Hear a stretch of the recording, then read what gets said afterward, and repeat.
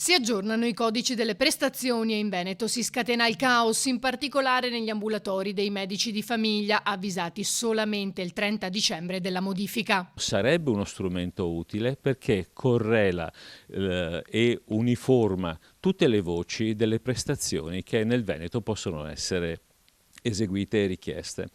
Ed è uno strumento anche di monitoraggio importante perché noi possiamo con i codici seguire esattamente dalla domanda, dalla richiesta del medico all'esecuzione della prestazione, solo che è stata assolutamente buttata lì fra capo e collo, senza nessuna preparazione, senza nessuna informazione, ma soprattutto senza nessuna sperimentazione. E non è la prima volta che noi abbiamo problemi grossissimi in ambito informatico con la Regione Veneto. Con il risultato che i medici già oberati si ritrovano in ulteriore difficoltà e, come sempre, a rimetterci al paziente. Dobbiamo andare alla ricerca dell'equivalente di quella prestazione, guardando in internet, cercando di capire il codice a cosa corrisponde.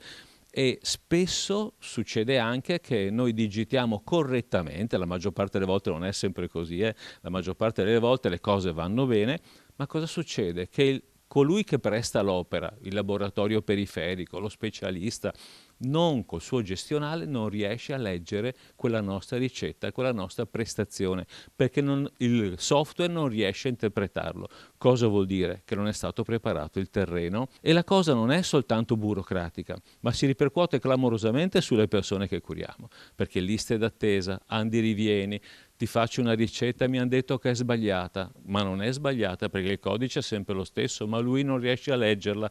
È insopportabile, rincara Scassola, come la Regione continui a ignorare la collaborazione con la medicina generale. È evidente che c'è bisogno di riorganizzare il territorio, però sono mesi che noi non veniamo convocati.